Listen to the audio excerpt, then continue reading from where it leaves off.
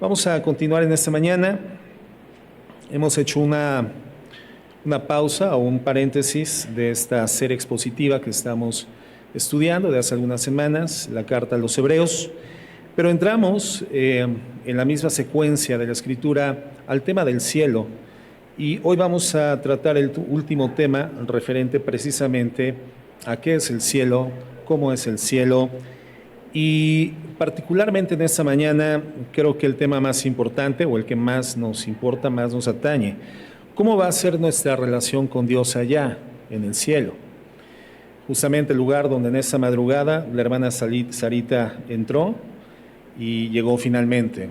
¿Cómo es que nuestra hermana Sarita está en este lugar ahí?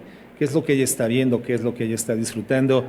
¿Y qué es lo que todos nuestros seres queridos en Cristo que han partido a la presencia del Señor viven el día de hoy? ¿Qué nos espera a nosotros a partir de la muerte? ¿Cómo será nuestra relación con Dios? En Filipenses 1:21, el apóstol Pablo hace una declaración que realmente sorprende, porque él rompe la perspectiva de la estructura mental del ser humano. Esta idea que tenemos de rechazo, de repudio hacia la idea de la muerte, literalmente es rota con la siguiente declaración que por inspiración del Espíritu Santo hace el apóstol Pablo. Él dice lo siguiente: porque para mí el vivir es Cristo, para mí el vivir es Cristo y el morir es ganancia.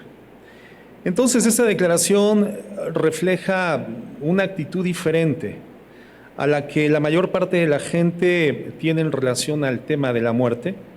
La mayoría de la gente en nuestra sociedad le tiene miedo a la muerte.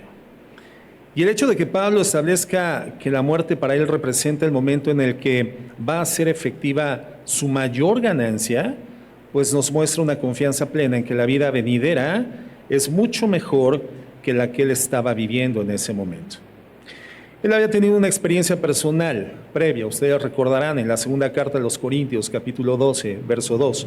Vamos ahí, por favor, en donde él es arrebatado a la presencia de Dios, es arrebatado en vida física al tercer cielo. Y lo describe de la siguiente forma, y lo presenta, hermanos, en tercera persona. Él está hablando de sí mismo, pero en tercera persona, como si no hubiera sido él, a fin de no traer los reflectores o la atención de la audiencia hacia su persona misma, con el propósito de que la gente no le viese en esta experiencia como un elemento de admiración o de idolatría. Él presenta esta experiencia en tercera persona, pero en términos reales está hablando de sí mismo.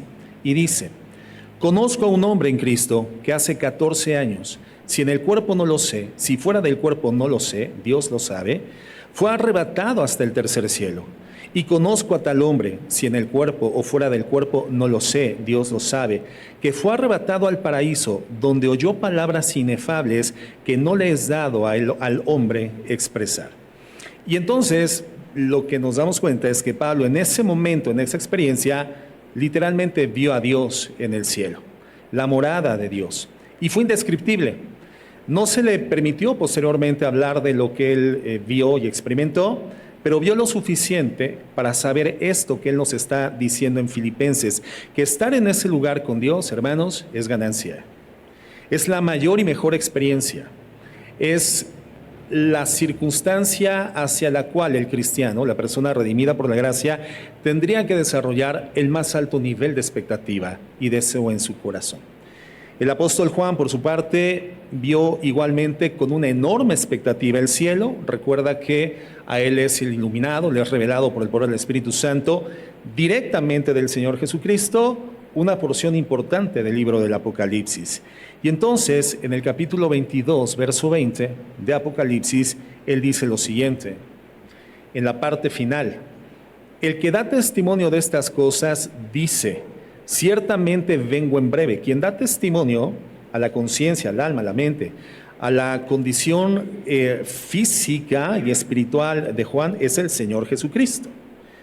El que da testimonio de estas cosas dice: ciertamente vengo en breve. Y la respuesta de Juan es: amén, sí, ven, Señor Jesús. Entonces, bueno, no es extraño. Para cualquier creyente que camina con Cristo, quien entiende bien esta vida y la vida que está por venir, poder tener la misma expectativa de Pablo y de Juan sobre el tercer cielo, sobre el estar con el Señor, sobre el poder acceder finalmente a esto que la Biblia define como la ganancia mayor del cristiano, es natural. Esta tendría que ser la experiencia de vida, la realidad por la cual cursamos los hijos de Dios, al tener iluminación de estas verdades. Como lo hemos comentado, hermanos, en esta tierra somos extranjeros, somos peregrinos, estamos en curso, en tránsito.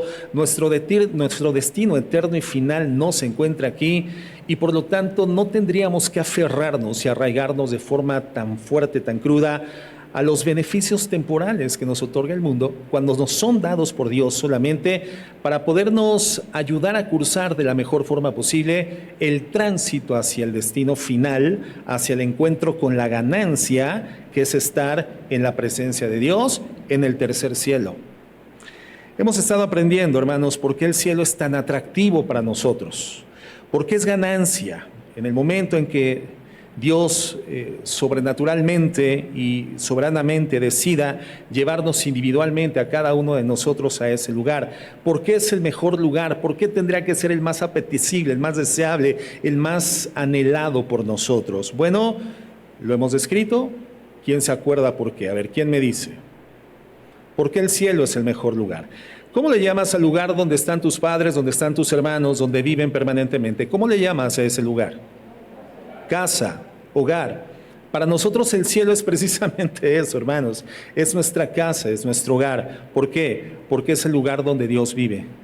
Porque es el lugar donde Jesucristo se encuentra. Porque es el lugar donde están nuestros hermanos en la fe que se han anticipado. Porque es el lugar donde está nuestra ciudadanía, el lugar donde está nuestra herencia, el lugar donde está nuestro trofeo, el galardón, el lugar donde hay perfección infinita, donde el cuerpo y el alma ya no sufren. Es un lugar donde hay un ambiente pleno de amor, paz y satisfacción, esperando en promesa para nosotros que hemos creído en el Señor Jesucristo. ¿Quién no quisiera estar en ese lugar?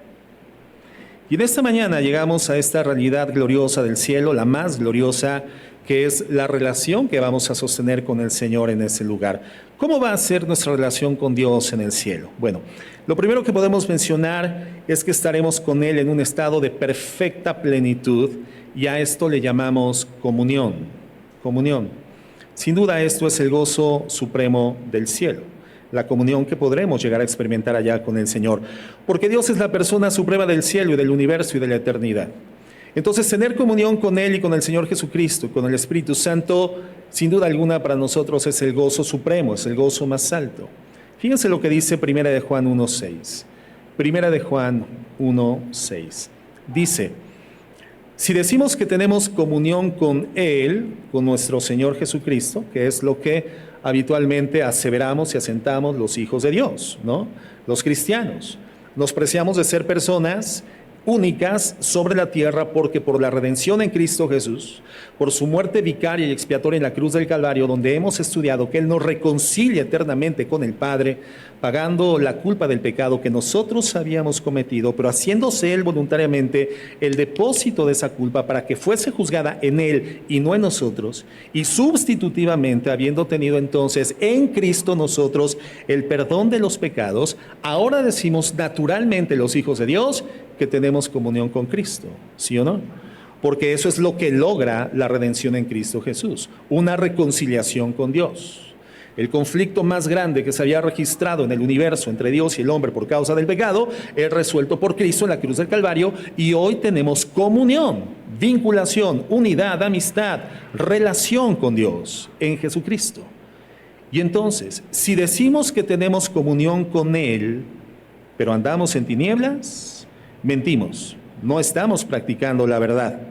Pero si andamos en luz, es decir, en una forma coherente y correspondiente al estado salvífico al que accedimos por los méritos de Cristo, pero si andamos en luz como Él está en luz, tenemos comunión unos con otros y la sangre de Jesucristo, su Hijo, nos limpia de todo pecado. Entonces, ¿qué está diciéndonos Juan? Juan está definiendo la salvación en términos de una realidad en la que tenemos comunión con el Padre y comunión con su Hijo Jesucristo.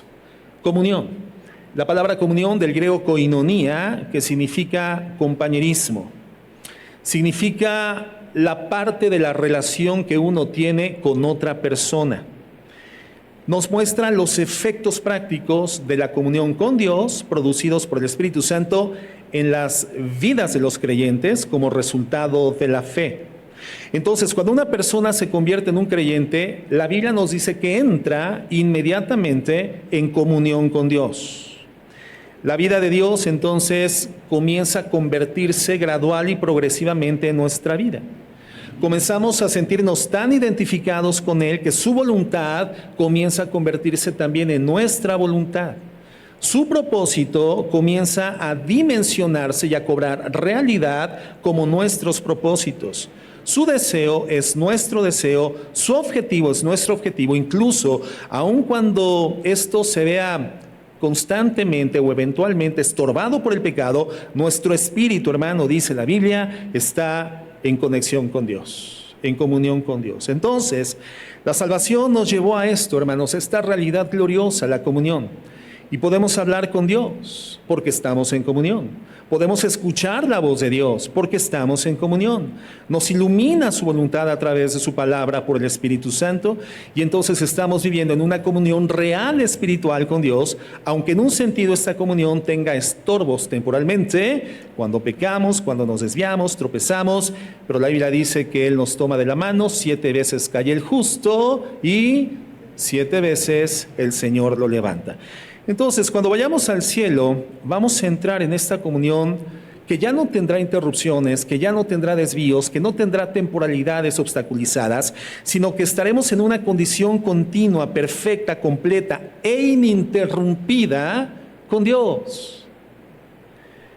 En Juan 17, verso 24, Jesús cuando ora por sus discípulos, también por nosotros como creyentes de las futuras generaciones, dice lo siguiente.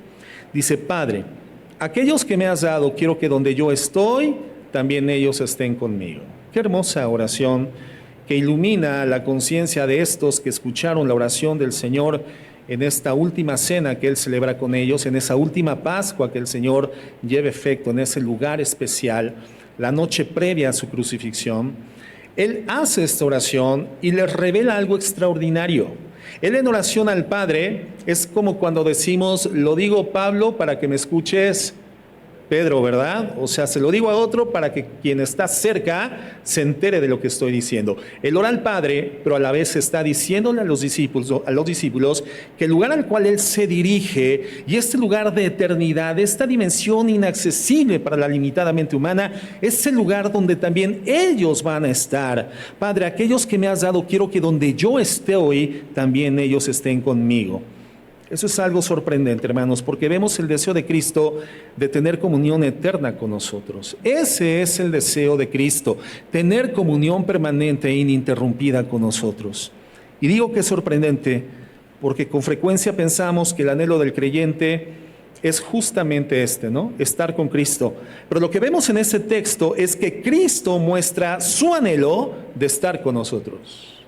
O sea, no solamente es el hecho de que nosotros deseemos estar con Cristo, sino que el anhelo de Cristo es estar con nosotros. Y creo que esto lo vemos muy claramente ilustrado en el caso de una relación entre padre e hijo. Cuando finalmente, después de una temporalidad de no estar cercanos, el hijo retorna al padre, ¿quién se alegra más, el hijo o el padre? Creo que coincidimos, ¿verdad?, en la conclusión, los papás. El hijo llega de viaje: papá, te abrazo, gracias a Dios, qué bendición verte otra vez. Ahorita vengo, voy con mis amigos. Ahorita vengo, voy a visitar a algunas personas que hace tiempo no visito, no veo.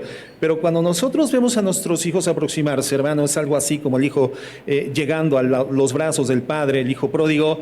El padre quiere llenarlo de gracia, quiere bendecirlo, quiere honrarlo, no quisiera dejarlo ir nuevamente. Entonces, en este encuentro que finalmente tendremos con el Señor, apuntando hacia la eternidad, la Biblia nos revela que si bien nosotros tenemos ese profundo anhelo de estar con el Señor, el anhelo de Dios de estar con sus hijos, hermanos, es más grande. Es más grande.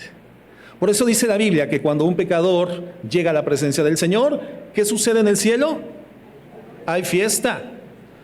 Hay fiesta. Y cuando una persona arrepentida en Cristo parte de la tierra, ¿qué hay en la tierra? Hay luto. Hay tristeza, hay dolor. Pero por eso dice el libro de Eclesiastés, es mejor estar en la casa de luto que en la fiesta, porque en la casa de luto hacemos estas reflexiones eternas, estas reflexiones sobre la condición efímera, caduca de nuestra vida, la temporalidad que tiene nuestra corta vida en esta escena terrena, a fin de que podamos desarrollar una dimensión correcta de nuestro futuro encuentro con el Señor y comencemos como cristianos a ver la muerte como una fase transicional inevitable, necesaria para poder entrar en el gozo del Señor, el gozo que Él tiene de encontrarse con sus hijos en la casa que ha preparado para ellos, en las moradas eternas que Él ha preparado para nosotros. Cuando un creyente muere, va al cielo, por encima de la satisfacción del anhelo del creyente, la Biblia nos dice entonces, se encuentra la satisfacción del anhelo de Cristo. Una cosa es que nosotros querramos estar con Él, pero totalmente diferente es el hecho de que Él quiere estar con nosotros. ¿Por qué? Fíjense lo que dice el Salmo 116:15. El Salmo 116:15 dice, estimada es a los ojos de Jehová la muerte de sus santos. Lo que nosotros lamentamos aquí en la tierra, para Dios es algo profundamente estimado. Estimada es a los ojos de Jehová la muerte de sus santos. Y esta palabra estimada, del hebreo yakar, significa valioso, muy apreciado, precioso y muy valorado. Dios valora, hermanos. Para Dios es precioso cuando finalmente corta una rosa de su jardín y la mete al interior de su casa. Y la gente, pero ¿por qué se cortó esa rosa? ¿Por qué cortaron esa hermosa rosa del jardín? ¿Quién la cortó? Y el Señor dice, yo la corté y la corté porque quiero, porque soy el dueño del rosal, soy el dueño del jardín y esta rosa ahora viene al interior de mi casa. Y eso, dice la Biblia, es apreciado, muy valioso, precioso, muy valorado para Dios. Pero también lo entendemos desde la perspectiva siguiente, Juan 17:24.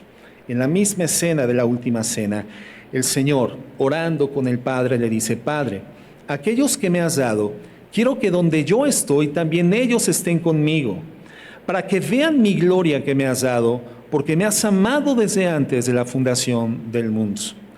¿Para qué es que el Señor quiere que los que le dio, sus 12 discípulos, en ese momento contextual de la historia, pero evidentemente todos los que a través de la predicación de los discípulos a la postre creeríamos generacionalmente en el Evangelio de la Gracia, ¿por qué el Señor quiere que estemos con Él?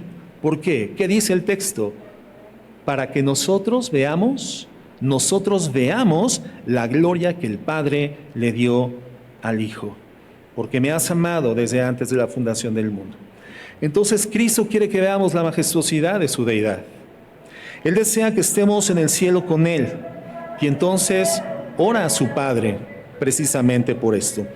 Jesús no solamente entonces desea que seamos testigos de esto, sino que estemos con Él presencialmente. Es decir, no que seamos solamente espectadores, que estemos en la grada, sino que estemos en comunión con Él, disfrutando lo que Él tiene de su Padre, la gloria que le dio desde antes que el mundo fuese.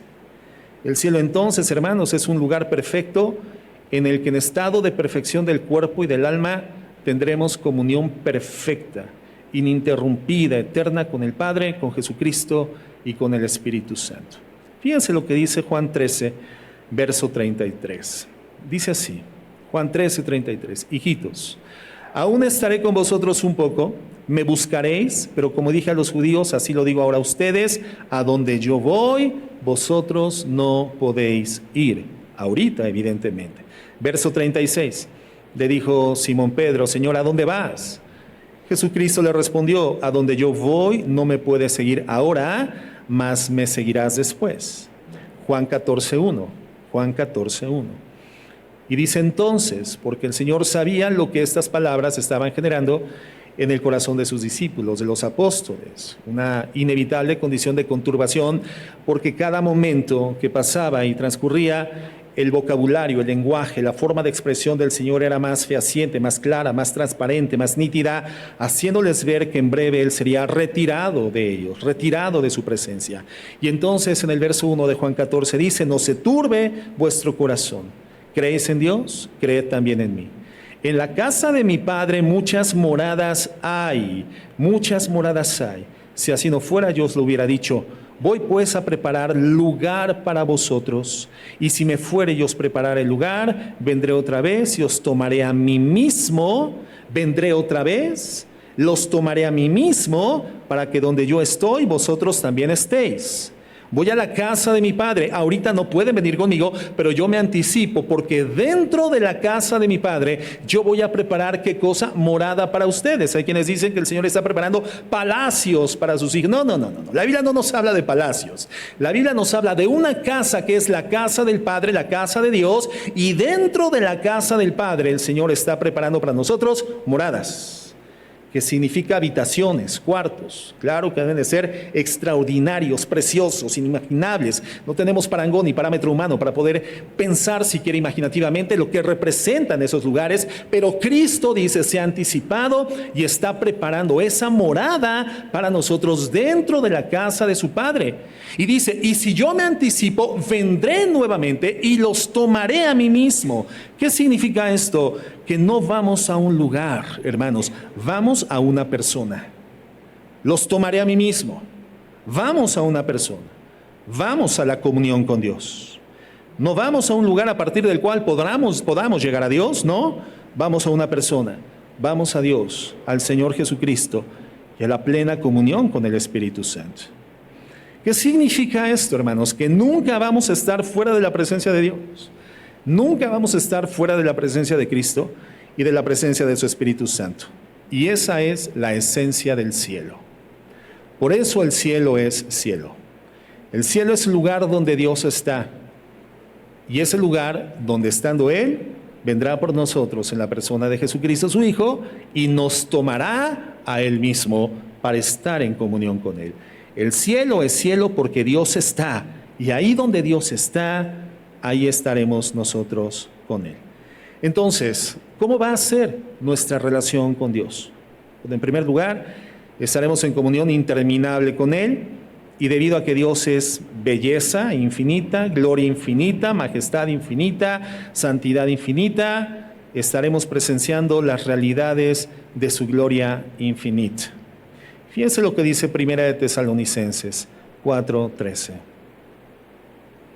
Primera de Tesalonicenses 4:13. Dice, tampoco queremos, el apóstol Pablo, tampoco queremos, hermanos, que ignoréis acerca de los que duermen, para que no os entristezcáis como otros que no tienen esperanza. Aquí el dormir es un eufemismo, que es una forma suave, una forma elegante, suave de decir muerte.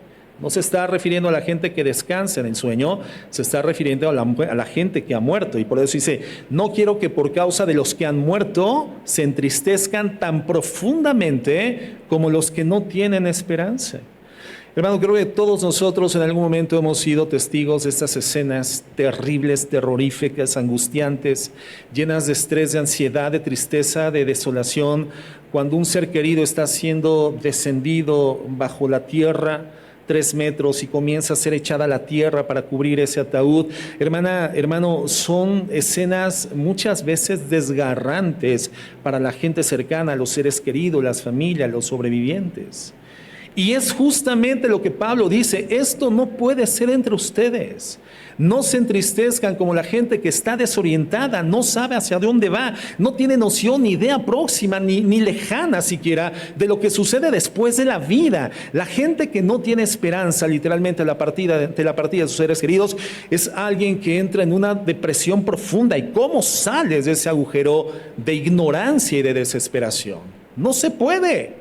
Pero ustedes no pueden entristecerse como quienes no tienen esperanza. Y a continuación nos explica por qué. Porque si creemos que Jesús murió y resucitó, así también traerá Dios con Jesús a los que durmieron con Él, a los que murieron siendo cristianos.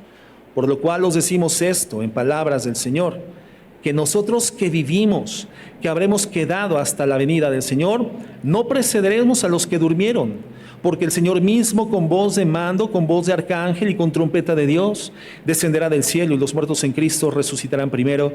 Luego nosotros, los que vivimos, los que hayamos quedado, seremos arrebatados juntamente con ellos en las nubes para recibir al Señor en el aire. Y esa es la descripción del arrebatamiento, hermanos, un evento que los cristianos estamos anhelantes y esperando.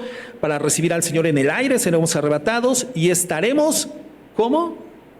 Siempre. Estaremos siempre con el Señor. Estas palabras le son inspiradas al apóstol Pablo para dar un consuelo real a las personas que estaban experimentando la muerte de esa primer generación de cristianos, esa primer generación de personas que habían creído en Jesucristo y estaban redimidas, pero no tenían la certidumbre de esto que está mostrando a través de la Escritura.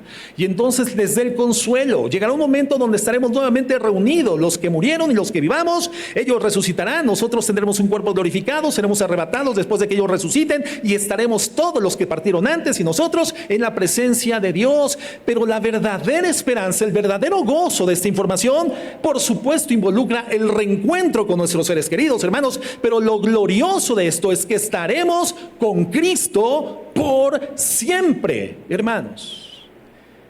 Y a veces perdemos de vista y queremos estar en ese lugar para volver a ver a nuestros seres queridos. Pero lo glorioso de esta verdad es que estaremos con ellos, pero por encima de esto, con Cristo, hermanos, por siempre, por siempre. Por lo tanto, alentaos los unos a los otros con estas palabras. De lo que realmente trata el cielo es justamente de esto, hermanos, de la resurrección que tendrá el creyente con su Señor. Y la Biblia habla de la comunión que tendremos con los creyentes también, pero el enfoque principal es estar en el cielo, es estar con el Señor. ¿Alguna ocasión, hermano, has sentido en tu vida como si Dios no estuviese cercano a ti? Clamas, oras, presentas tus peticiones, te acercas al trono de la gracia, pero parecería que hay una especie de sordera o de indiferencia divina hacia tu situación. ¿Te ha pasado esto? ¿Has cursado por esa estación de la vida? ¿O nada más me ha pasado a mí? ¿Alguien que haya vivido esto puede levantar su mano? La mayoría de nosotros. Como si Dios no estuviera presentando demasiada atención sobre nuestras circunstancias. Pero aunque hayan momentos en que parecería que Dios permanece distante y en silencio, pues sabemos evidentemente que no es así. Él permanece involucrado en nuestras vidas y en nuestras circunstancias siempre. Pero el punto es que generalmente no lo sentimos, no lo percibimos. Durante ese tiempo de prueba, ese tiempo difícil, el momento del dolor, en tanto no llega la respuesta, nosotros percibimos una especie de distancia de Dios que no existe, pero lo sentimos de esta forma. En ese momento es cuando se abren los cielos y viene la respuesta de Dios. Y entonces la oscuridad se disipa. Aquello por lo que habíamos orado denodadamente tanto tiempo, constantemente, continuamente, habíamos doblado rodillas, derramado lágrimas, ese dolor de repente desaparece, esa respuesta llega a tu vida, esa solución se presenta gloriosamente y entonces, ¿qué sucede en el corazón? Hermanos, regresa la calma, regresa la paz. Nuevamente retorna el deseo de sonreír, de gozarnos. La vida nuevamente recobra sentido porque sabes perfectamente que Dios está presente, que Dios está a cargo, que Dios se ha manifestado, que Dios te ama, que Dios está contigo. Bueno, pues ese momento especial en el que Dios se manifiesta y somos plenamente conscientes de su comunión con nosotros y de nuestra comunión con Él, eso, hermanos, imagínate, va a ser justamente lo que vamos a vivir en el cielo toda la vida con Dios, teniendo comunión íntima con Él. No sé si me estoy explicando. ¿Alguien ha experimentado este gozo? ¡Wow, Señor, contestaste! Maravilloso. ¿Sí? Y a veces nos gozamos más, obviamente por la respuesta y la solución al conflicto, pero sobre todo porque esto nos da testimonio, Señor, tú vives, eres real, nos amas, nos cuidas, estás conmigo, Señor, no estabas sordo, no estabas distante, Señor, estás presente, eres visible, aun cuando no te vea físicamente, te veo con los ojos del Espíritu. Ese gozo, esa sensación, esa realidad de comunión, hermano, es lo que la Biblia describe vamos a vivir ininterrumpidamente con Dios. ¿Te gustaría experimentar esto? Cuando vamos a las Escrituras, a veces vemos cosas diferentes porque vemos la experiencia de personas que tuvieron un encuentro con Dios en la tierra y de ninguna manera parecería que esto fuera gratificante. Isaías, por ejemplo, dice: ¡ay de mí cuando ve a Dios! ¿Te acuerdas? Él está en el templo y de repente ve una iluminación, una revelación de la presencia de Dios. Las faldas de Dios llenaban el templo. Los quiciales de las puertas comienzan a vibrar, comienzan a cimbrarse, comienza a salir humo, y de repente, volteando al cielo, él ve a Dios, y querubines, serafines, ángeles, y serafines con sus 6 alas, cubriendo los ojos, las manos, los pies, volando, diciendo: santo, santo, santo eres tú, oh Jehová de los ejércitos. ¡ay de mí!, dice Isaías, que estoy muerto, porque mis ojos han visto a Dios. Y siendo hombre de labios inmundos, habitando en pueblo de labios inmundos, mis ojos han visto a Dios, estoy muerto. Porque el antecedente escritural decía que nadie podría ver a Dios y vivir. Entonces la experiencia de Isaías con Dios es una experiencia de terror, es una experiencia de muerte. Cuando Pedro le es revelada la naturaleza divina de Jesucristo después de la pesca milagrosa y cae de rodillas ante Cristo, ¿qué es lo que dice? Apártate de mí, Señor, porque yo soy hombre pecador. Apártate de mí. La mujer que tocó el borde del manto del Señor en la multitud y fue sanada al instante del flujo de sangre, cuando el Señor Jesucristo voltea y dice: ¿quién me tocó?, esta mujer inmediatamente, hermano, siente morir. El pueblo de Dios en el monte Sinaí, ¿recuerdan? Sentía que irremediablemente moriría ante la presencia manifiesta de Dios: truenos, relámpagos, fuego, oscuridad, trompetas. Pensaron que iban a morir. El sumo sacerdote de la nación sabía que si entraba al lugar santísimo, hermano, y no estaba preparado, purificado correctamente, esto le iba a costar la vida. Entonces, las experiencias que en algún momento la Biblia nos presenta del encuentro de hombres con Dios, no es esta comunión de la que estamos hablando, es una experiencia de terror. Estar ante la presencia de Dios para un simple ser humano, hermanos, es una experiencia que puede ser aterradora, de muerte, le puede costar la vida. Pero la Escritura dice que nosotros estaremos pasando toda la eternidad en comunión íntima con Dios, con el Dios viviente, y esto implica esta plenitud del alma, este gozo inagotable, este deseo, esta bendición, esta alegría que no tiene parangón. ¿Por qué? ¿Qué significa esto? ¿Por qué hay este cambio? ¿Por qué, hermanos? Eso significa que vamos a ser diferente de lo que somos ahora. En ese momento seremos perfectos. Y entonces, enteramente libertados de la presencia del pecado, perdonados por el sacrificio de Cristo, limpiados por el poder de su sangre, redimidos enteramente ante la presencia de Dios, podremos tener comunión con el Dios eterno y santo, sin mancha, sin vergüenza en nuestra vida y con un gozo perfecto e ininterrumpido. ¿Quién desea eso, hermano? ¿Quién desea eso? Comunión inmediata y eterna con Dios. Comunión personal llena de satisfacción, llena de intimidad, sin quebranto y sin dolor con Él. Cuando evaluamos nuestra vida, entonces, a la luz, nuestros problemas, dificultades, nuestras vicisitudes, la escasez económica, el problema laboral, los conflictos en la familia, las rispideces, las rencillas aún a veces entre los hermanos de la fe, las frustraciones, los deseos no alcanzados.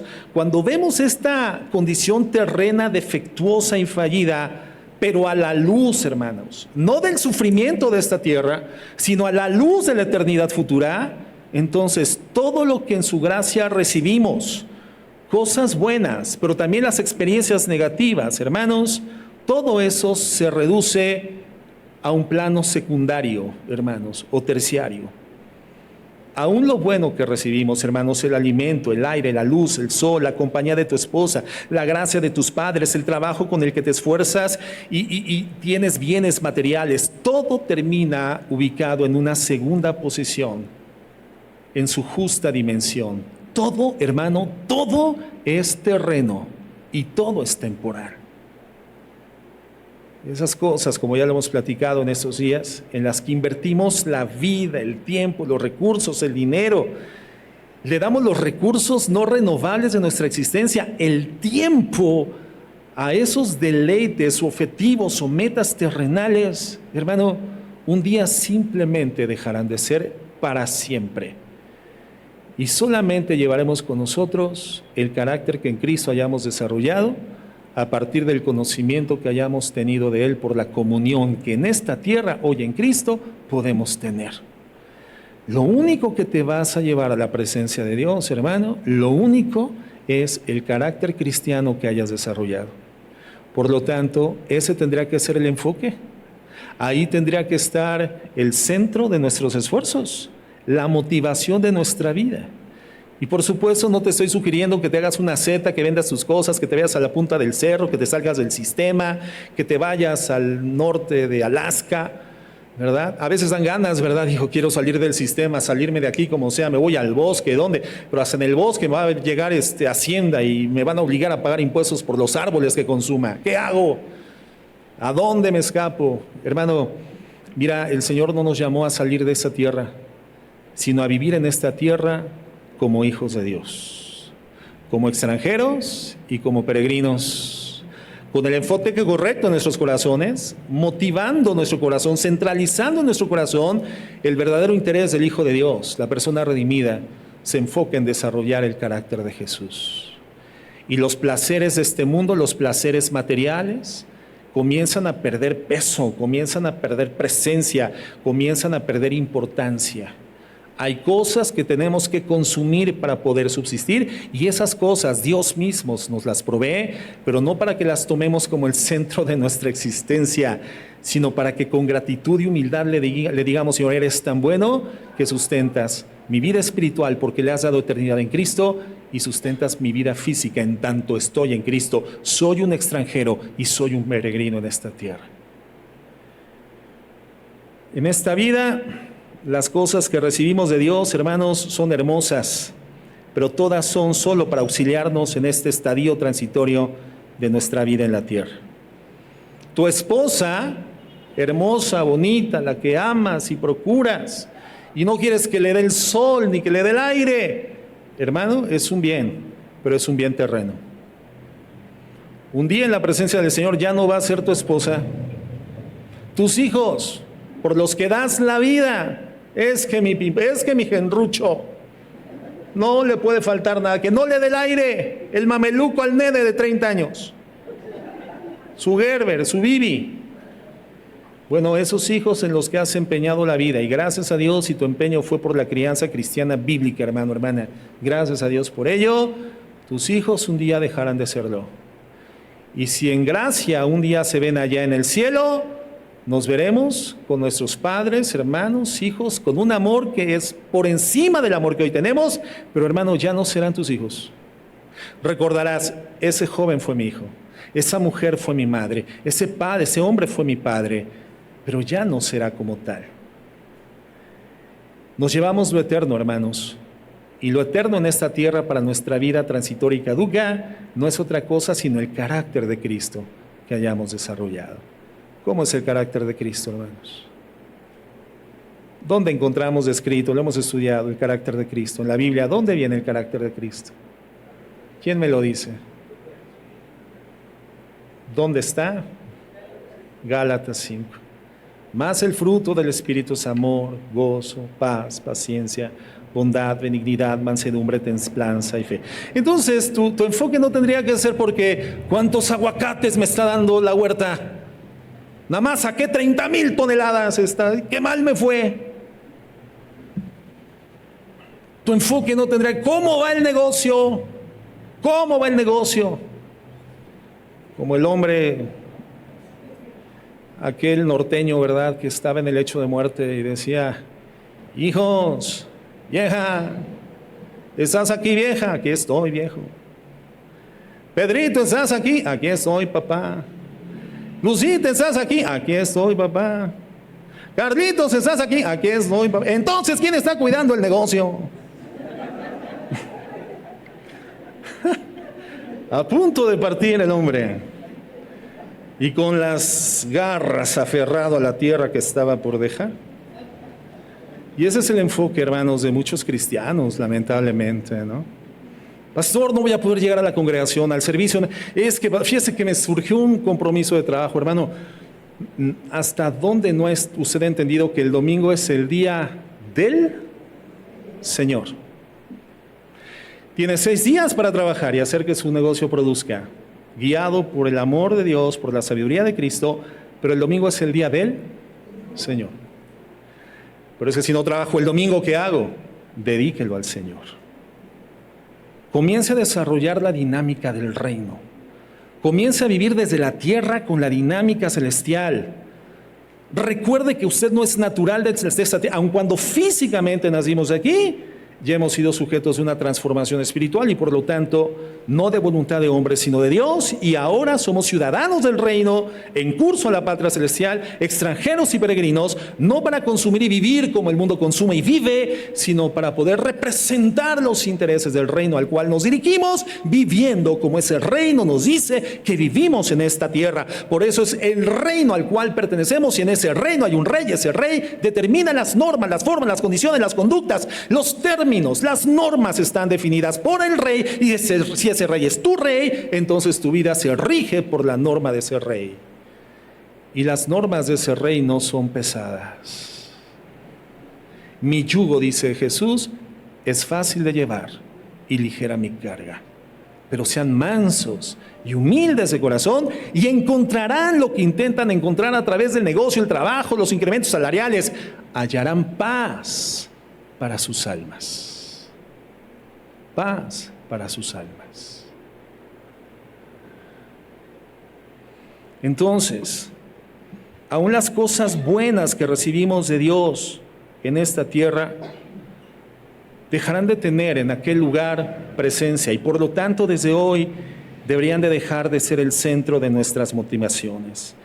En aquel lugar tendremos bendición, pero no tendremos bendición como el resultado de la fe en las promesas, porque ya ¿para qué será la fe? No se será necesaria la fe porque ya tendremos las promesas. Tendremos comunión pero sin ordenanzas, porque ya estaremos en la comunión con el Señor. Gozo pleno, paz plena, satisfacción plena. Tendremos luz sin focos, luz sin sol. Tendremos entendimiento iluminado. Seremos perfectamente gobernados, sin una ley escrita. Tendremos gozo pleno que no será tomado de las promesas, porque las promesas estarán en nuestras vidas. Pero la gente que no va a estar en ese lugar, solo podrá estar en otro lugar llamado infierno, donde existirán las necesidades, pero jamás existirá la provisión. Todo lo contrario al cielo, hermanos, es la realidad del infierno. Ese es el estado de la gente del infierno. Un lugar donde el dolor no tiene mezcla. Aquí el dolor en la tierra tiene mezcla, se mezcla con la esperanza. Y la esperanza tiene mezcla, se mezcla con el dolor. En el cielo la esperanza no tiene mezcla, el gozo no tiene mezcla, la satisfacción no tiene mezcla, es pura. Pero en el infierno, hermano, el dolor y la desesperación, la ansiedad, la angustia, el terror, tampoco tienen mezcla. Y son eternos. Y ya no hay esperanza. Pero el estado de los creyentes en el cielo es comunión íntima con Dios. En segundo lugar, ¿qué nos dice la Biblia? Que lo vamos a ver. El primer estado entonces del creyente en su relación con Dios en los cielos es comunión, y el segundo es visión. Veremos de forma directa a Dios. Éxodo 33:20. Éxodo 33:20. Dijo más: no podrás ver mi rostro porque no me verá hombre y vivirá. Juan 1:18. A Dios nadie le vio jamás. El unigénito Hijo que está en el seno del Padre, Él le ha dado a conocer. Primera de Juan 4:12. Nadie ha visto a Dios jamás. Primera de Pedro 1:8. Ustedes aman a Jesucristo a pesar de que nunca lo han visto. Aunque ahora no lo ven, confían en Él y se gozan con una alegría gloriosa e indescriptible. Primera de Timoteo 6:13. Te mando delante de Dios, que da vida a todas las cosas, y de Jesucristo, que dio testimonio de la buena profesión delante de Poncio Pilato, que guardes el mandamiento sin mácula, sin reprensión, hasta la aparición de nuestro Señor Jesucristo, la cual a su tiempo mostrará el bienaventurado y solo soberano Rey de reyes, Señor de señores, el único que tiene inmortalidad, que habita en luz inaccesible, a quien ninguno de los hombres ha visto ni puede ver, al cual sea la honra y el imperio sempiterno. Amén. Entonces, hermanos, si la Biblia nos da fehaciente testimonio, suficiente peso testimonial de que nadie ha visto a Dios y nadie puede ver a Dios, ¿cómo es que nosotros le vamos a poder ver? ¿Cómo es esto? Bueno, Dios es inaccesible para el hombre mortal. Él es demasiado santo, demasiado puro, demasiado perfecto para ver la iniquidad que hay todavía en nosotros y para ser visto por el hombre que peca. Entonces, en esta condición pecaminosa, la Biblia nos dice, nadie puede ver a Dios, y si alguien le viera, moriría irremisiblemente. Y aún en el cielo, hermanos, aún en el cielo, no podremos ver a Dios en su infinito poder. ¿Por qué? Porque no tendremos la capacidad. Aún en el cielo, hermanos, el Señor continuará gradual y progresivamente revelándonos los aspectos maravillosos y eternos de su gloria. Pero podremos ver y oír a Dios allá en el cielo. Podremos ver y oír a Dios de una forma en que no podemos verlo y oírlo el día de hoy. Hasta ese momento. El día de hoy hemos tenido un glorioso vistazo de la gloria de Dios, como los discípulos en el monte de la transfiguración.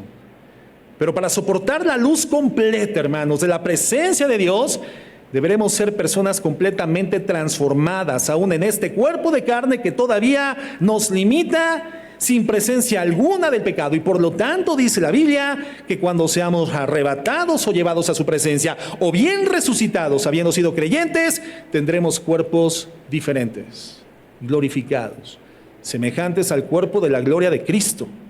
Un cuerpo sin pecado, un cuerpo sin muerte, un cuerpo sin dolor, un cuerpo sin pecado.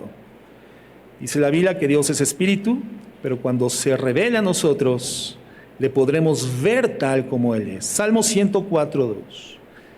Dice así, habla de Dios, el que se cubre de luz como de vestidura, que extiende los cielos como una cortina. Entonces, cuando Dios se viste de algo, ¿de qué se viste? ¿De qué? De luz. Digamos que el atuendo de Dios es luz. ¿Te acuerdas en el monte de la transfiguración? ¿Qué es lo que sucede en el monte de la transfiguración? Muchas cosas suceden en el monte de la transfiguración. Pero cuando estos ven la presencia, los discípulos del Señor, Pedro, Juan y Jacobo, ¿cómo ven al Señor Jesucristo y a su costado Elías y Moisés? ¿Cómo ven a Jesús, hermano? ¿Se acuerdan? ¿Cómo iba vestido Cristo? Lo ven desvestido de su humanidad, vestido de su gloria. Una luz inaccesible, una luz refulgente, una luz resplandeciente, vestido de luz. Cuando Dios se viste de algo, hermano, se viste de luz. Y para salvar a los seres humanos, se vistió de humanidad. Pero cuando Él se desviste de su humanidad, solamente queda refulgente luz. Éxodo 24:17 dice, y la apariencia de la gloria de Jehová era como un fuego abrasador en la cumbre del monte a los ojos de los hijos de Israel. Salmo 36:9, porque contigo está el manantial de la vida, en tu luz veremos la luz. Es en la luz de Cristo donde nosotros vemos la luz de la vida. Entonces, cuando estemos en el cielo, en el estado perfecto, tendremos la capacidad que hoy no tenemos para ver a Dios en su luz. Fíjate lo que dice Apocalipsis 21:23. Esos temas creo que tendrán que ser los más apasionantes para nosotros como hijos de Dios. Hay temas que nos apasionan particularmente. Cuando hablamos de escatología, bueno, los tiempos finales, las señales que en algún sentido podemos tener alto nivel de certidumbre que ya están presentes en nuestra generación, todo lo que dejó descrito el Señor Jesucristo, esto que apunta hacia el tiempo en el que finalmente venga a la tierra. Y entonces hoy estamos muy interesados con los eventos bélicos en el Medio Oriente. ¿Qué pasa con Israel? ¿Qué pasa en la Franja de Gaza? ¿Qué pasa con la economía de los Estados Unidos? ¿Qué pasa con ese brazo protector en la tierra que para Israel sigue siendo todavía el pueblo de los Estados Unidos, el gobierno de los Estados Unidos? ¿Qué pasa en nuestra nación que parece que se está desbaratando a pedazos, hermanos, en todos los sentidos? ¿Y cómo es que todo esto encaja en las condiciones finales que el Señor advirtió y anticipó? Habrán guerras, rumores de guerras, epidemias, enfermedades, hambrunas. La maldad se multiplicará, la ciencia aumentará y todo parece que nos hace encuadrar justamente en esa dimensión. Y estos temas eventualmente nos apasionan. Y quisiéramos que todas las predicaciones tuvieran que ver con eso. Pero lo más glorioso, hermanos, lo más glorioso no es eso. Esos son los antecedentes. Lo más glorioso es cuando estemos en la presencia de Dios. Por lo tanto, el mayor enfoque de nuestra vida en medio de estas circunstancias que hoy generacionalmente nos toca vivir, tendría que ser desarrollar el carácter de Jesús. Tener comunión con Cristo. Hoy, limitada como la vivimos, interrumpida por mi pecado, llena de vicisitudes en el entorno de mi vida, complejidades en la familia, en el trabajo, en la sociedad, con el gobierno. En medio de esas vicisitudes, hermano, el enfoque de nuestra vida tiene que ser el mismo que para los cristianos de todas las generaciones.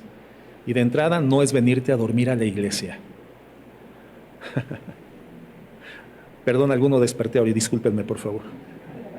No es venir a dormir a la iglesia, sino enfocarnos en prepararnos para ese tiempo en el cual estemos en el Señor, en el cielo de Dios. ¿Cómo es? Apocalipsis 22:5. No habrá allí más noche y no tiene necesidad de luz, de lámpara, ni de luz de sol, porque Dios, el Señor, los iluminará y reinará por los siglos de los siglos. El Apocalipsis, el libro de Ezequiel, hermanos, nos dan algunos vistazos, algunas pinceladas de cómo es ese cielo, donde está Dios, donde está Cristo, donde están los hermanos que se nos han adelantado.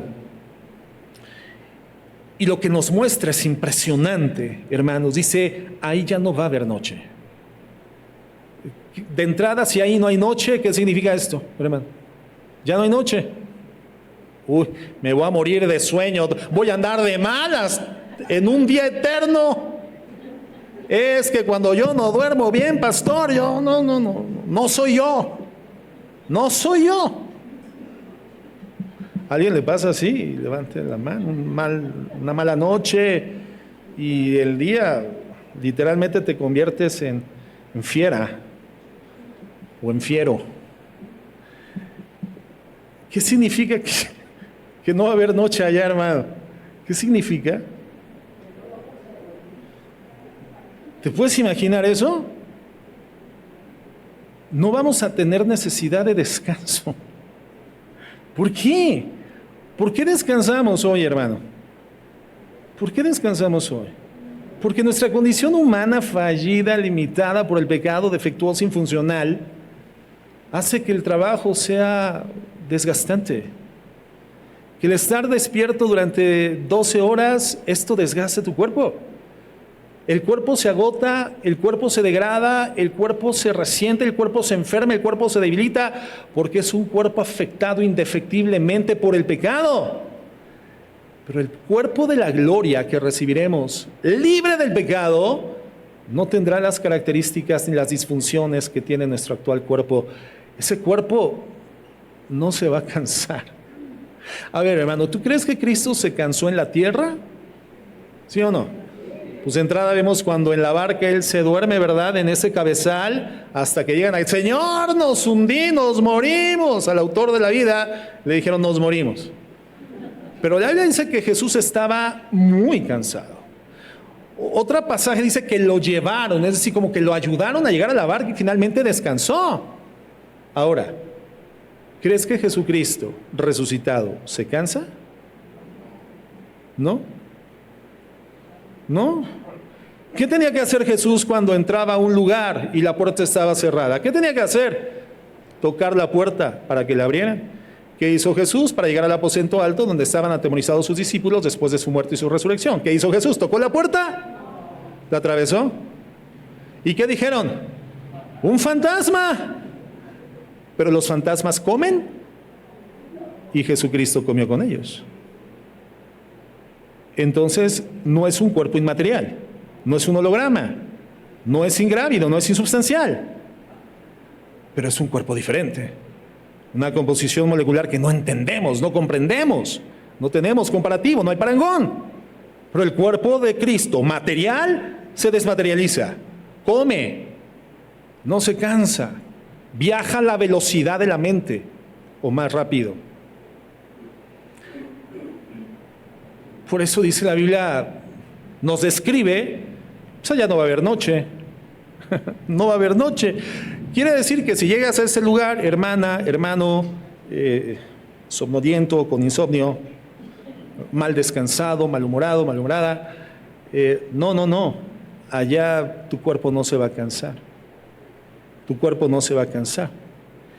No tendremos necesidad de luz, ni de lámpara, ni de la luz del sol, porque Dios, el Señor, lo iluminará y reinará por los siglos de los siglos. No será necesaria la luz del sol. ¿Te acuerdas en la narrativa del Génesis cuando Dios crea la tierra y crea esta dimensión cósmica?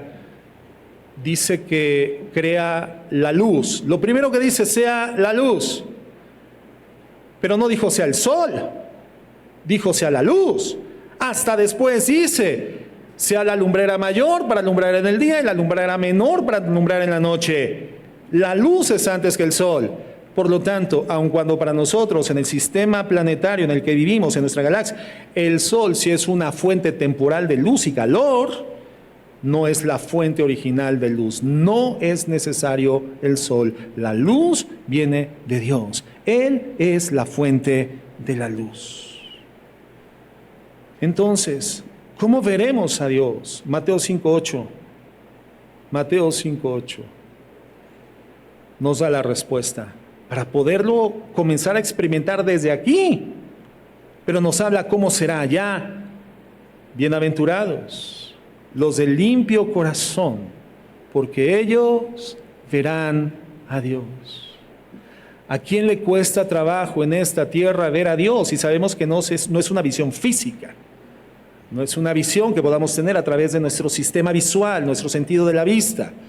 Pero lo vemos a través de la palabra, lo vemos en la oración, lo vemos en la comunión, lo vemos al Señor actuando, vemos al Señor fehacientemente a través de su presencia manifiesta, lo vemos en la Escritura. Hermano, si tú no puedes ver a Dios cuando lees la Biblia, cuando oras, si tú no puedes ver a Dios cuando trabajas, si no puedes ver a Dios cuando estás con tus hijos, con tu esposa, con tu esposo, si no puedes ver a Dios dándote la fuerza, la capacidad para poder vivir en esta tierra temporal, hay un problema de pureza en tu corazón. Es tu corazón lo que tienes que revisar. Bienaventurados los de limpio corazón, porque ellos verán a Dios. Y la palabra verán, del griego tanomai, con P inicial, tanomai, dice o significa que estarán viendo a Dios por sí mismos en forma real y en forma continua. Si nosotros en aquel entonces estaremos viendo a Dios de forma real y de forma continua, a Dios, el Eterno, que no tiene principio ni fin de días, por lo tanto su gracia, sus maravillas, sus cosas extraordinarias, sus piedades, su majestad, su gloria es eterna, sin fin. ¿Qué estaremos viendo, hermanos? Glorias, maravillas, excelsitudes, bondades, misericordias, amor manifiesto, sin fin. en tu luz veremos la luz. Esto describe entonces un ambiente en el que de forma continua estaremos viendo a Dios. Salmo 42:1 dice: como el ciervo brama por las corrientes de las aguas, así clama por ti, oh Dios, el alma mía. Mi alma tiene sed de Dios, del Dios vivo. ¿Cuándo vendré y me presentaré delante de Dios? Es como si el salmista dijera: ¿cuándo te voy a ver? ¿Cuándo te voy a ver? Ese es el deseo de los hijos de Dios. Juan 14:8. En esta oración, o en este tiempo previo de interacción en la última cena entre Cristo y sus discípulos, Felipe le dijo: Señor, muéstranos al Padre y nos bastará. Jesús le dijo: ¿tanto tiempo hace que estoy con vosotros y no me has conocido, Felipe? Felipe le dice: muéstranos al Padre. Y Jesucristo dice: Felipe, he estado con ustedes, me has visto. El que me ha visto a mí, dice Jesús, ha visto al Padre. ¿Cómo pues dices tú, muéstranos el Padre? Entonces, hermanos, siempre ha estado en el corazón de los redimidos el querer ver a Dios, siempre. En esta vida vemos a Dios, pero no con el ojo físico todavía. Lo vemos en la Biblia, lo vemos con el corazón, lo vemos moviéndose en la historia, lo vemos en las circunstancias, lo vemos en la creación, lo vemos en la providencia, lo vemos revelado en su gracia, en su misericordia, en amor, lo vemos en la ciencia. Pero si la Biblia nos habla de que recibiremos cuerpos glorificados, entonces creemos que le veremos claramente también con ojos glorificados. Apocalipsis 22:3, estoy concluyendo. Continúa dándonos pinceladas gloriosas del cielo. Y no habrá más maldición. Y el trono de Dios y del Cordero estará en ella, y sus siervos le servirán, y verán su rostro, y su nombre estará en sus frentes. Veremos la luz de la gloria de Dios con ojos perfectos, con un cuerpo perfecto. Veremos la gloria refulgente de Dios revelada en luz. Y esa es la visión de Ezequiel 1, hermanos. Es la visión de Apocalipsis 21 y 22, en donde Dios ilumina todo el cielo y esa luz emana de su trono como un trillón de joyas preciosas y su luz reflejada por las joyas de la nueva Jerusalén.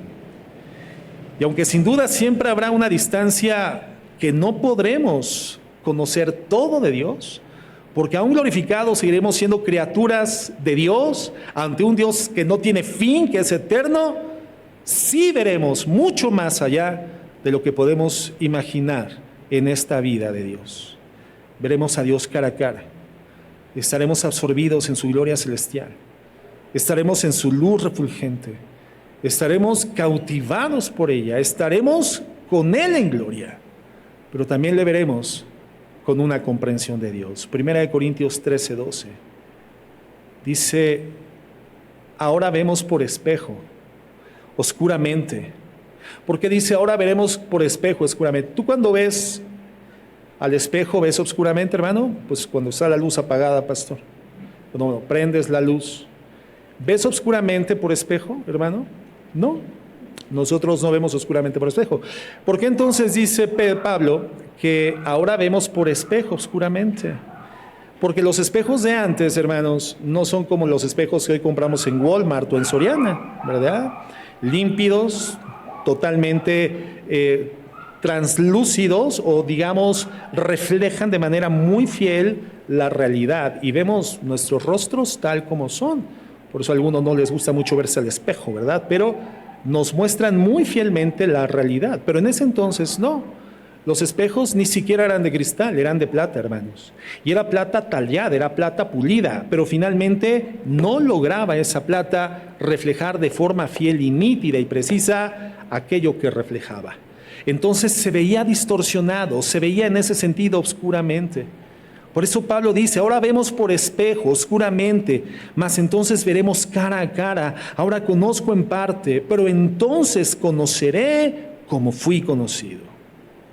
Bueno, hoy vemos oscuramente, pero entonces veremos claramente.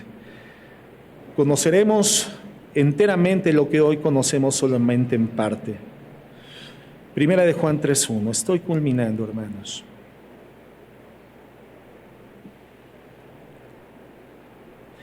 Primera de Juan 3:1 dice: mirad cuál amor nos ha dado el Padre, para que seamos llamados hijos de Dios.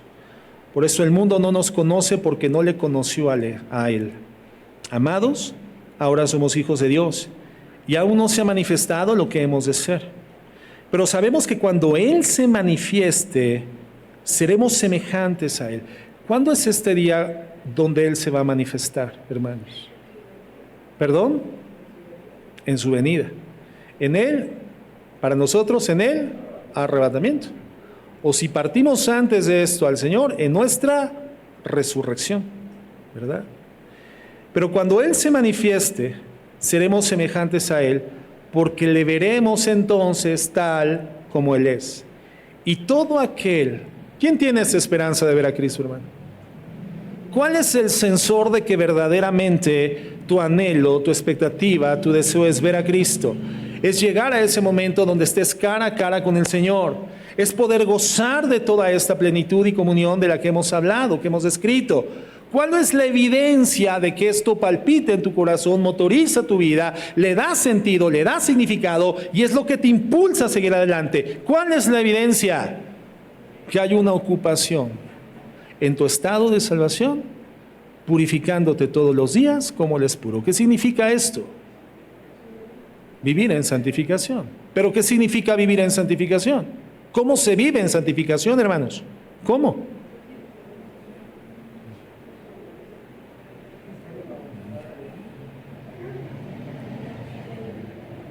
Imagínense que yo les predicara: no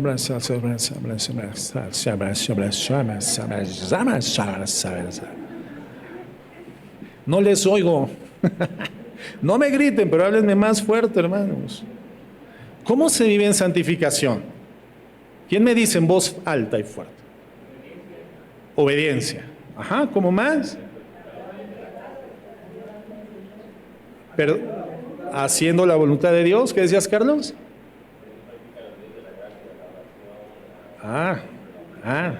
Ok.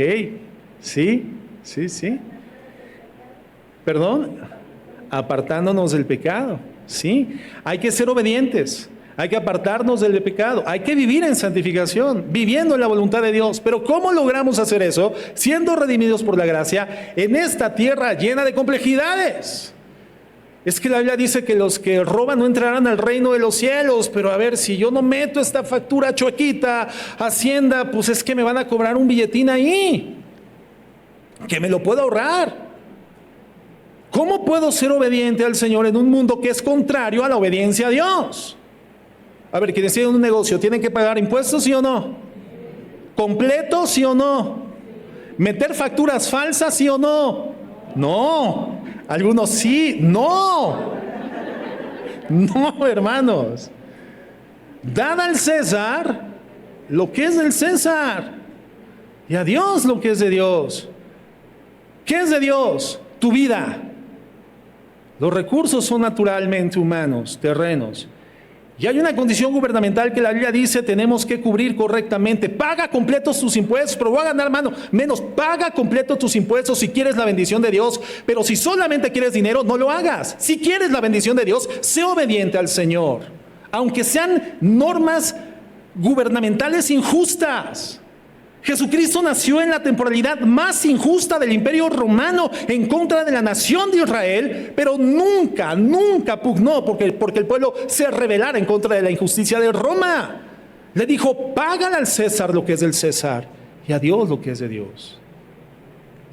Pero ¿cómo le hago, pastor? Es complicado, es difícil, es que todos lo hacen, es que en mi trabajo me obligan. ¿Cómo soy obediente? Si santificarse es la evidencia de los que tenemos este deseo, este anhelo, esta expectativa de estar en comunión eterna con el Señor, un día verle cara a cara. ¿Cómo logro eso? ¿Qué dice el Señor? Velad y orad para que no entréis en tentación.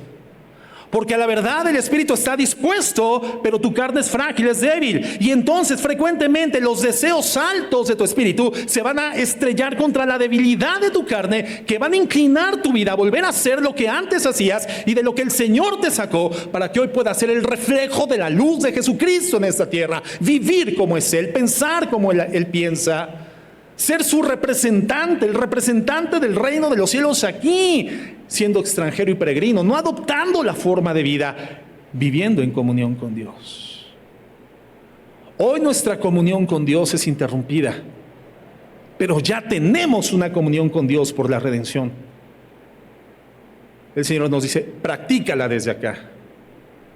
Oración, meditación de la palabra, asistencia comprometida a la iglesia, haciendo del día del Señor lo que es el día del Señor, estando en su presencia, gozándote, entregándote, desbordándote, yendo al trono de la gracia, sabiendo que allí está reservada la gracia y el oportuno socorro para tu necesidad, viviendo con Él, orando en todo tiempo, echando mano de la vida eterna, fortaleciéndote para la piedad.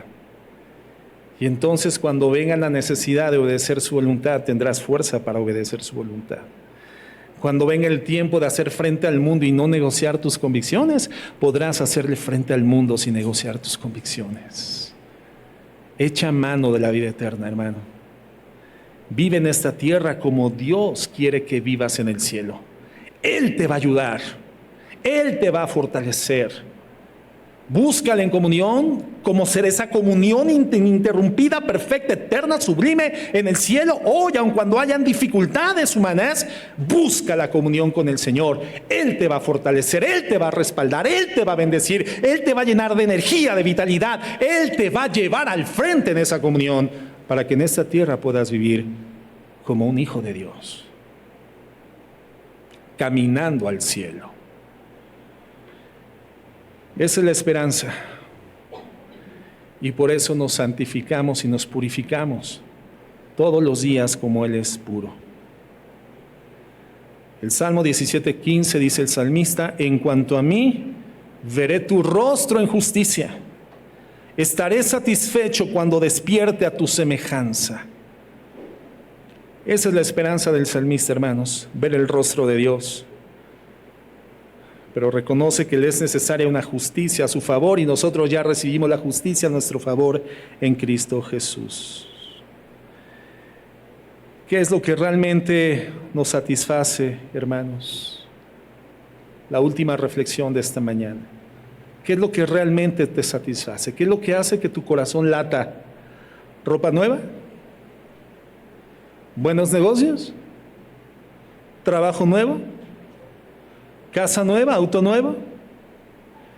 ¿Tener dinero suficiente al final del mes para pagar las cuentas? ¿Una comida fastuosa? ¿Un tiempo divertido? ¿Unas vacaciones? Bueno, el salmista dice que solo encuentra verdadera satisfacción cuando vea su rostro y sea como Él. Esta tendría que ser también, hermanos, nuestra satisfacción definitiva.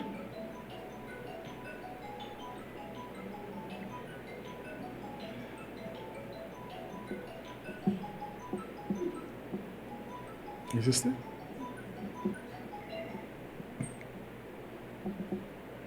Bien. Quiero terminar con la frase o una reflexión de una mujer llamada Fanny Crosby. Fanny Crosby, ella lo dice de la siguiente manera. Dice: cuando el trabajo de mi vida se acabe y cruce por la ola que se levanta, está refiriéndose al momento de su muerte. Cuando el trabajo de mi vida se acabe y el cruce por la ola cuando el trabajo de mi vida se acabe y cruce por la ola que se levanta, cuando la mañana brillante y gloriosa vea yo, conoceré a mi Redentor. Cuando alcance el otro lado y su sonrisa sea la primera que me dé la bienvenida, pasando por las puertas de la ciudad en una túnica blanca sin mancha, Él me guiará a donde ninguna lágrima jamás caerá. En la canción gozosa de las edades me mezclaré con deleite, pero anhelo reunirme con mi Salvador en primer lugar. Esta mujer, hermano, Fanny Crosby, era ciega. Ya partió con el Señor. La primera persona que jamás vio fue a Jesucristo. ¿Cómo sería el anhelo de esta mujer cristiana? Ciega. Jamás vio a una persona. No conoció físicamente ni a su madre ni a su padre. Pero ella sabía que la primera persona que sus ojos un día verían sería Jesucristo en el cielo, en la gloria. ¿No tendría que ser esa nuestra expectativa también, hermanos? Estaremos con Él, hermanos, y le veremos algún día.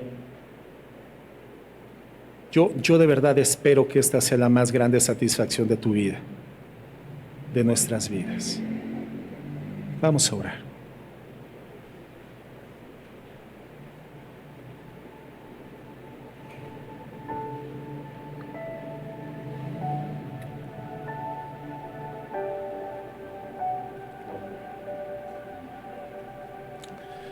Bendito Dios, bendito Señor, gracias, porque en esta tierra, Señor, es tan fácil carnalizarnos y vivir al son del mundo caído. Es tan fácil aferrarnos a las cosas y al mundo. Es tan fácil hacer girar nuestras vidas en torno a esta tierra que se va a acabar, a las cosas que nos has dado tú, aún aferrarnos a ellas, a las personas. Y no debe de ser así. Por eso el nuevo nacimiento que tú nos das establece un ordenamiento de nuestros afectos, moviliza nuestra voluntad a lo correcto, hacia lo eterno.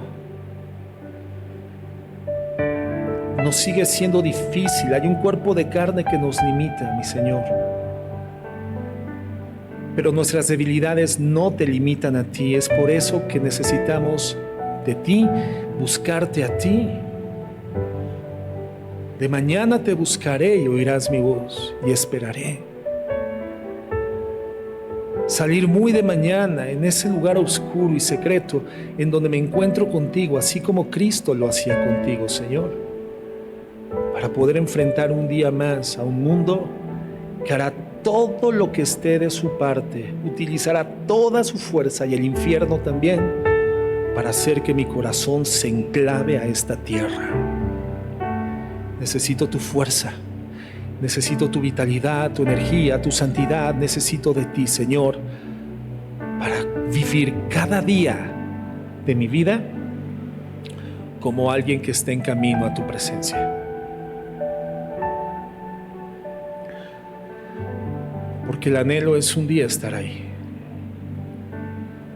donde Cristo se ha adelantado, nuestro Dios, a preparar moradas en tu casa. ¿Cuánto tendríamos que anhelar entrar en esa morada? ¿Cuánto tendríamos que anhelar estar en ese cielo, en esa luz? Señor, gracias, Padre, porque nosotros tenemos esperanza. Sabemos a dónde vamos y con quién vamos. Ese tiempo eterno de comunión contigo, sin límite, sin llanto y sin dolor. Señor, gracias, gracias, porque ahí estás tú, porque nos llevas de la mano hacia ese lugar, porque en ese lugar nos esperas, porque regresarás por nosotros para llevarnos a ti. Señor, que nuestra vida sea así, a la luz de esa verdad. Ayúdanos, mi Dios, para reflejarte a ti, aquí, caminando hacia allá. En el nombre de Jesús, amén y amén.